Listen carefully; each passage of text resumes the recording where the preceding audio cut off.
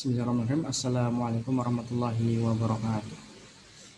Berjumpa kembali di perkuliahan minggu kedua ya, dimana pada minggu yang pertama ya, pada pertemuan pertama sudah saya jelaskan mengenai deskripsi mata kuliah kita, yaitu adalah etika profesi hukum, dimana mata kuliah ini adalah mata kuliah yang harus diambil oleh mahasiswa Fakultas Syariah, baik itu HKI, HES, dan HTN ya, di mana mata kuliah ini membekali mahasiswa, membekali alumninya agar mempersiapkan mahasiswanya yang terjun di profesi bidang hukum, baik itu hakim, advokat atau pengacara, kemudian notaris, polisi, dan lain sebagainya. Nah, kemudian pada pertemuan yang kedua ini kita akan membahas mengenai etika, pengertian etika ya, pengertian etika. Kemudian ada etika dalam Islam, kemudian manfaat dan tujuan mempelajari etika, objek pembahasan etika, macam-macam etika, dan sejarah etika. Baik, langsung saja.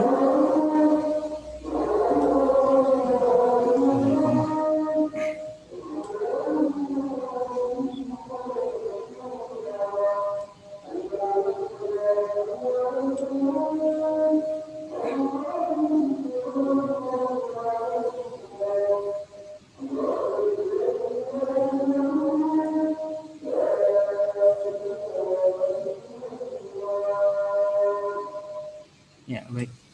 Tadi jeda dulu ya, ada ikomah. Kita teruskan. Yaitu pengertian etika. Kata etika itu berasal dari bahasa Yunani ya, yaitu ethos, yang memiliki arti kebiasaan. Kemudian, di mana etika sering disamakan dengan kata moral atau moralitas. Sedang kata moral itu berasal dari bahasa Latin, yaitu mos, yang memiliki arti kebiasaan. Jadi sama ya, artinya itu adalah kebiasaan. Kemudian menurut Sumaryono, etika itu berasal dari bahasa Yunani, yaitu ethos, yang memiliki arti adab istiadat. Oke, sekarang kita flashback ya.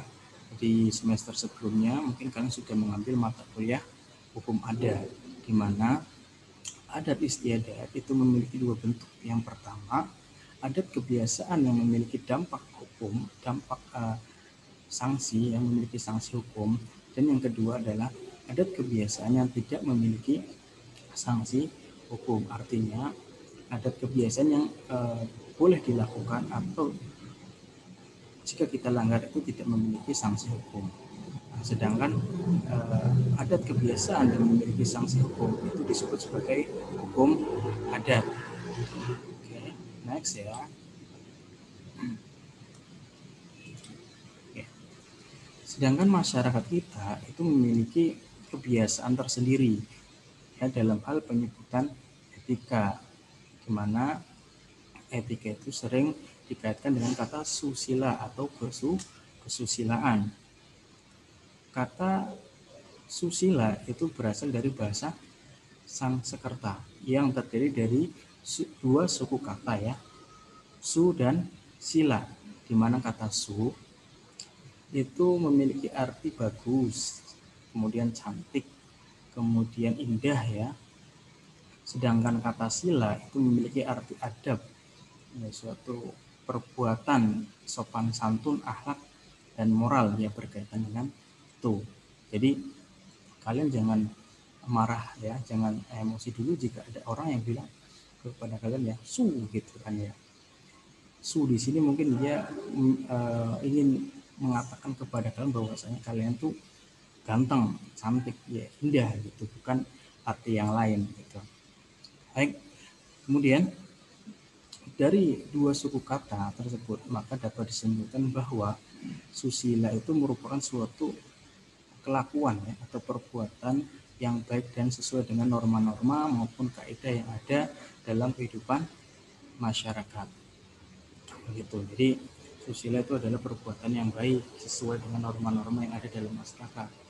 Maka jika ada seseorang atau kemudian melanggar norma-norma yang ada, maka perbuatan tersebut dapat dikatakan sebagai perbuatan yang asusila, ya, tidak memiliki adab, tidak sesuai dengan sopan santun, akhlak dan moral, seperti itu. Nah, kemudian pengertian etika menurut Barthes, di mana etika dipakai dalam arti nilai-nilai dan norma-norma moral yang menjadi pegangan bagi seseorang. Nah, jadi etika di sini dijadikan sebagai guidance, ya, sebagai norma-norma yang harus dipatuhi dan dilaksanakan, gitu. Kemudian etika disebut juga sebuah sistem nilai dalam kehidupan perseorangan ataupun kehidupan bermasyarakat. Tuh. Contohnya seperti etika orang Jawa. Nah, orang Jawa itu memiliki kebiasaan jika bertemu dengan orang lain, baik itu teman, ya, kemudian seorang yang lebih tua, maka biasanya itu saling sapa, kemudian senyum atau mengangguk, ya. Nah, itu etika orang Jawa. Nah, bagaimana jika kita bertemu dengan orang kemudian kita tidak menyapa, tidak senyum, dan tidak mengangguk? Ya, itu konsekuensinya adalah kita akan dicap sebagai orang yang sombong, sebagai orang yang angkuh, sebagai orang yang tidak memiliki etika atau norma-norma susila yang berlaku di masyarakat tersebut. Dalam hal ini adalah masyarakat Jawa. Mungkin akan berbeda di masyarakat yang lain yang memiliki adat istiadat yang berbeda dengan orang Jawa. Dan kemudian etika menurut Ahmad Amin dikatakan etika adalah suatu ilmu yang menjelaskan arti baik dan buruk, kemudian menerangkan apa yang seharusnya dilakukan oleh sebagian orang kepada orang lain. Jadi etika adalah suatu ilmu yang menjelaskan ini loh suatu perbuatan yang baik, ini loh perbuatan yang buruk, ini loh perbuatan yang boleh dilakukan, inilah perbuatan yang tidak boleh dilakukan. Nah, itu adalah yang ingin dikatakan oleh Ahmad Amin terkait pengertian dari etika. Nah, kemudian berdasarkan pemahaman beberapa pengertian etika yang sebelumnya sudah saya jelaskan tadi, bahwa etika merupakan ilmu yang menyelidiki mana yang baik dan mana yang buruk dengan melihat pada tindakan atau amal perbuatan manusia sejauh yang diketahui oleh akal pikiran dan hati nurani. Jadi sebagai standar penilaian terhadap perbuatan seseorang itu adalah akal pikiran dan hati nurani manusia. Jadi contohnya adalah di depan kita ada uang 100.000 dan kita tidak tahu uang itu punya siapa, gitu. Maka menurut akal pikiran dan hati nurani kita akan berbuat apa terhadap uang 100.000 itu? Apakah kita akan ambil, kita akan pungut dan akan kita pakai, atau kita mencoba untuk mencari siapa pemiliknya? Nah, itu dimana etika ini ya adalah untuk menyelidiki mana perbuatan baik dan mana perbuatan buruk. Oke, next ya. Itu tadi etika, pengertian dari etika. Kemudian etika dalam Islam. Oke. Sebelumnya ingin saya jelaskan dulu ya. Islam ya, agama Islam. Di mana agama Islam berasal dari bahasa agama ya, agama berasal dari bahasa Sanskerta yang memiliki yang artinya tidak kacau ya. Di mana diambil dari suku kata a yang berarti tidak dan gama yang berarti kacau, seperti kata susila berarti orang itu memiliki perbuatan yang baik sesuai dengan etika dan norma-norma yang berlaku. Tapi jika orang itu melanggar norma-norma yang ada dalam masyarakat, maka dapat dikatakan orang itu adalah melakukan perbuatan asusila. Maka sama ya, jika kita kaitkan dengan arti dari agama menurut bahasa Sanskerta. A berarti tidak dan gama berarti tidak kacau. Ya, maka harapannya adalah orang yang memiliki agama itu hidupnya tidak kacau. Ya, masyarakat yang menjalankan perintah agama, ajaran agama, maka diharapkan masyarakat tersebut, lingkungan dan sebagainya itu tidak kacau ya, teratur, tertib, ya, aman gitu. Kemudian secara lengkapnya agama adalah peraturan yang mengatur manusia agar tidak kacau. Kemudian menurut maknanya, kata agama dapat disamakan dengan kata religion. Ini menurut ini kalau pakai bahasa Inggris ya. Kemudian religi bahasa Belanda. Kemudian kata menurut bahasa Latin religio, yaitu dari akar kata religer yang memiliki arti mengikat. Sedang dalam bahasa Arab dikenal dengan kata dinul Islam yang memiliki arti menguasai, menundukkan, patuh dan kebiasaan. Nah, ini adalah arti kata agama dari berbagai bahasa. Kemudian etika dalam agama Islam merupakan bagian dari akhlak ya, dimana dikarenakan tidak hanya berkaitan dengan perbuatan manusia saja secara lahiriah, secara faktual yang dapat dilihat, namun juga kaitannya dengan akidah, ya, ibadah dan syariah. Nah, itu. Seperti misalkan nih, an-nadhafatu minal iman, ya, kebersihan bagian dari iman. Maka seseorang yang membuang sampah tidak pada tempatnya, maka dapat dikatakan orang yang imannya itu tidak kuat. Maka ini berkaitan dengan akidah ya. Kemudian ibadah berkaitan dengan ibadah, membuang sampah itu bagian dari ibadah. Kemudian berbuat baik ya, kemudian berkata baik, sopan santun dan sebagainya itu merupakan ibadah.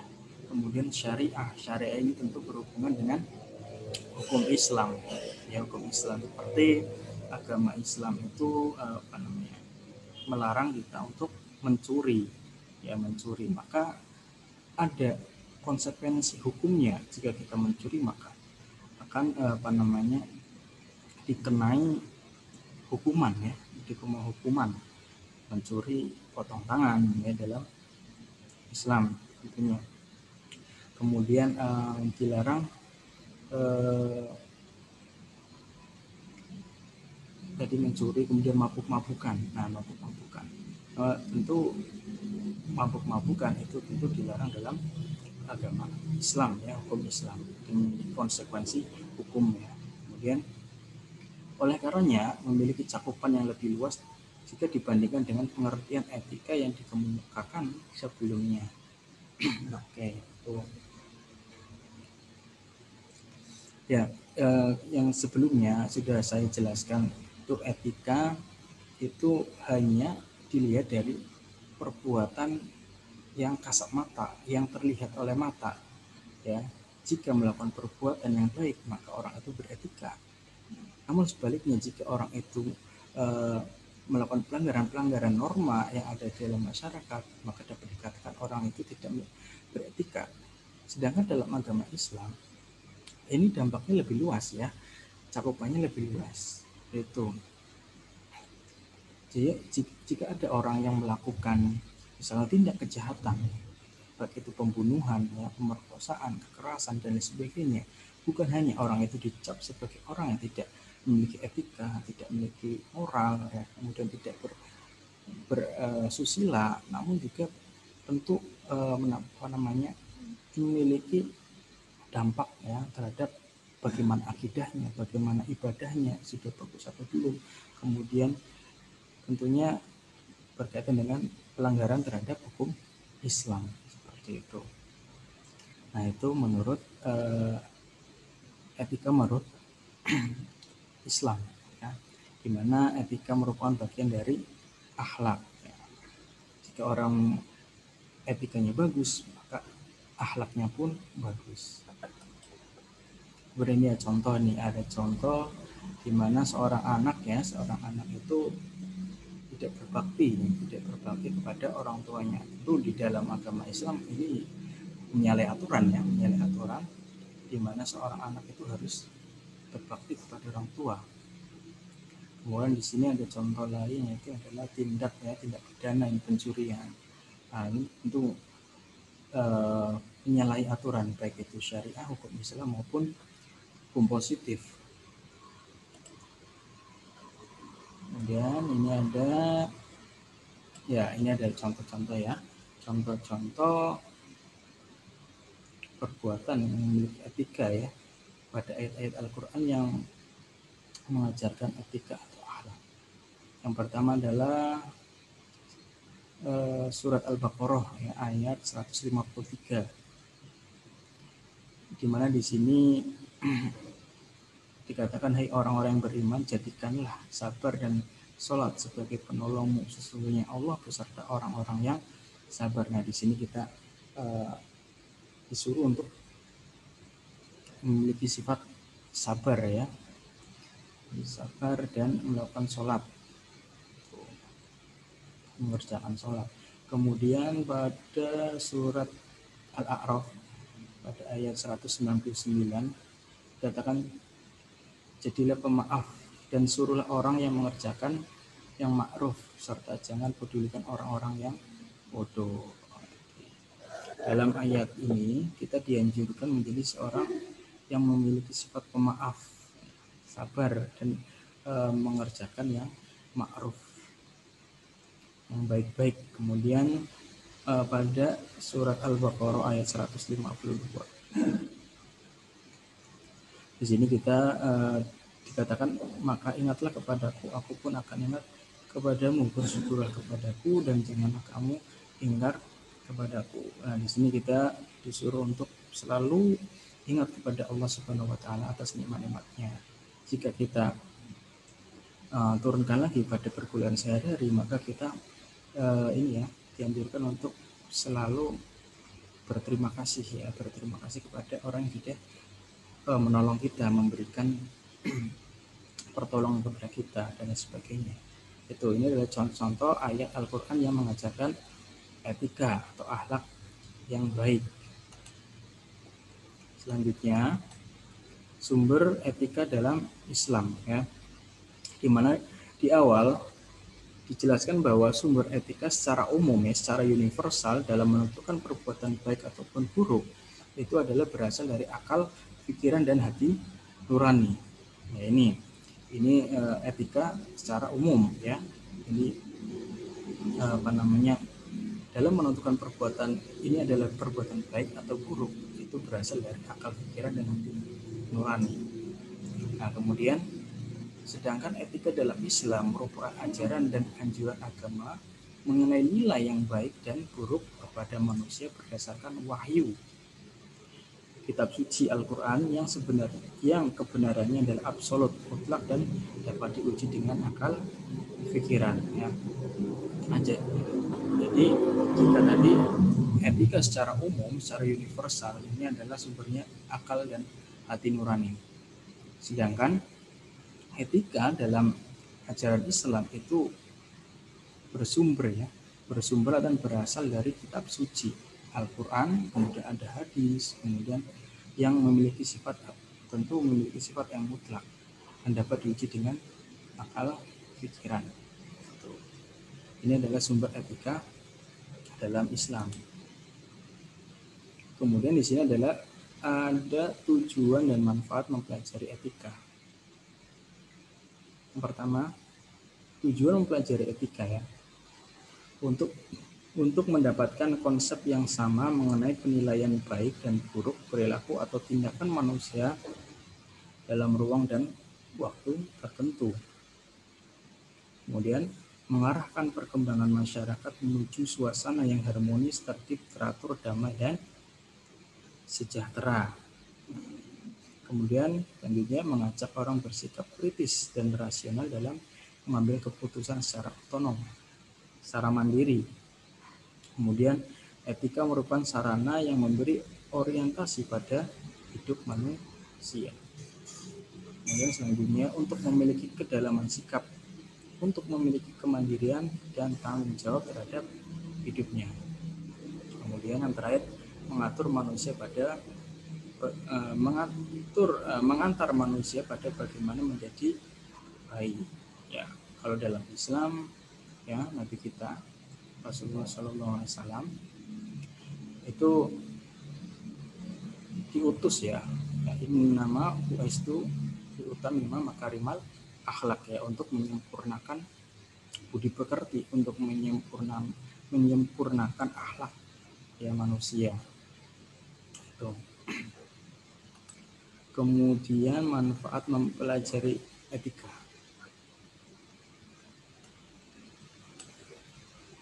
Manfaatnya adalah etika adalah mengajak orang untuk bersikap kritis dan rasional dalam mengambil keputusan secara otonom. Kemudian ada etika dapat membuka mata manusia untuk melihat baik dan buruk. Kemudian etika dapat menyelidiki dengan seksama segala perbuatan yang dikemukakan kepadanya dengan tidak tunduk dalam menentukan hukumnya kepada kebiasaan orang. Tetapi segala pendapatnya hanya diambil dari pandangan teori ilmu pengetahuan, peraturannya, dan timbangannya. Kemudian etika mempengaruhi dan mendorong kehendak kita supaya membentuk hidup yang suci dan menghasilkan kebaikan dan kesempurnaan dan memberi faedah kepada sesama manusia. Nah, seperti itu. Kan ada yang mengatakan ya, jika seluruh umat manusia itu memiliki etika yang memiliki akhlak yang baik, maka tidak perlu adanya suatu hukum.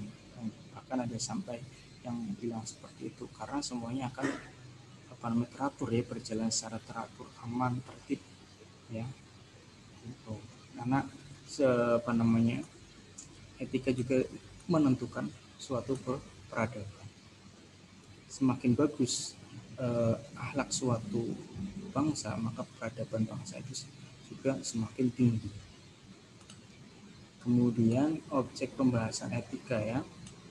Nah, untuk objek pembahasan etika ya, menurut pendapat Ahmad Amin mengemukakan bahwa perbuatan yang dimaksud sebagai objek etika adalah satu, perbuatan sadar atau tidak sadar, baik oleh sendiri atau perbuatan atas pengaruh orang lain.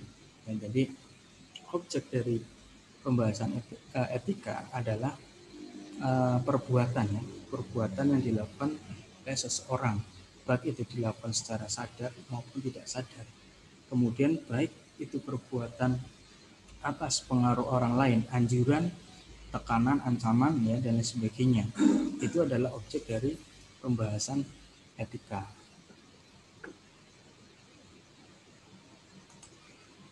Kemudian macam-macam etika ya, mana secara sistematis etika dapat dibagi menjadi dua ya, baik itu etika secara umum dan etika secara khusus ya. Oke. Etika secara umum membahas tentang kondisi-kondisi dasar bagaimana manusia itu bertindak secara etis. Etika inilah yang dijadikan dasar dan pegangan manusia untuk bertindak dan digunakan sebagai tolak ukur penilaian baik buruknya suatu tindakan. Contoh ya, ini mengucapkan salam saat bertemu, mencium tangan orang tua sebelum melakukan aktivitas sehari-hari, membuang sampah pada tempatnya ya, kemudian meminta maaf saat melakukan kesalahan, kemudian makan menggunakan tangan kanan. Ya, ini adalah etika secara umum. Kemudian etika secara khusus adalah penerapan moral dasar dalam bidang kehidupan khusus ya. Misalnya dalam bidang olahraga atau bisnis atau profesi tertentu. Nah, di mana etika ini lebih bersifat normatif. Sifat normatif etika khusus terlihat misalnya pada etika profesi. Ya, gitu. Jadi etikanya itu sifatnya adalah normatif.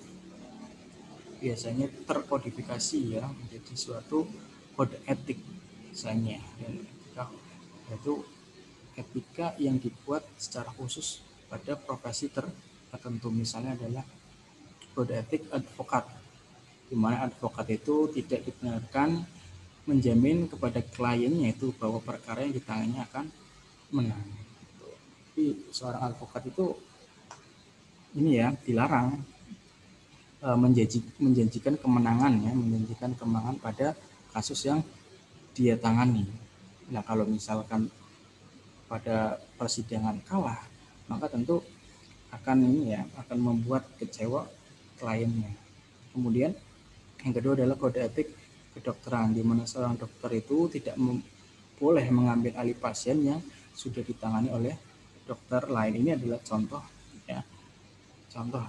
Kemudian kode etik hakim, di mana hakim itu harus memiliki disiplin yang tinggi terhadap norma-norma yang berlaku. Bagaimana dia menjadi seorang hakim yang baik jika dia masih melakukan pelanggaran-pelanggaran norma yang berlaku, baik norma agama, susila, norma hukum, dan lain sebagainya. Nah, itu.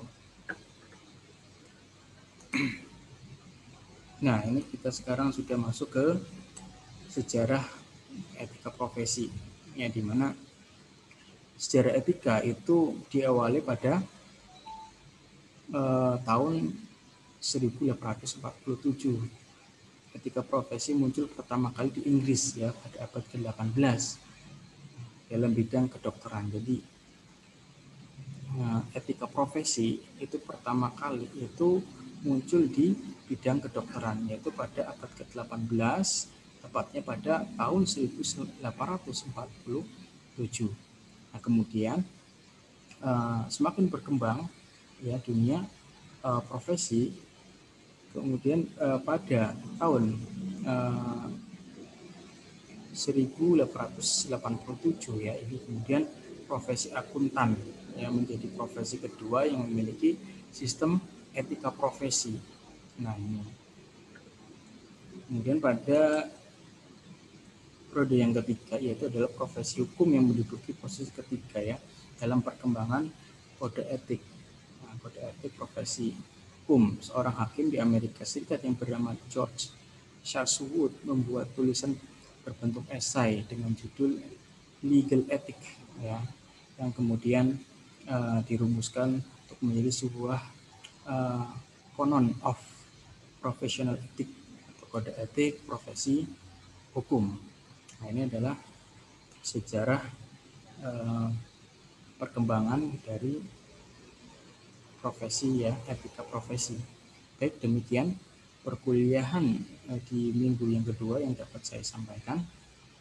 Untuk pertanyaan silakan ajukan pertanyaan jika memang ada yang belum dipahami. Terima kasih. Assalamualaikum warahmatullahi wabarakatuh.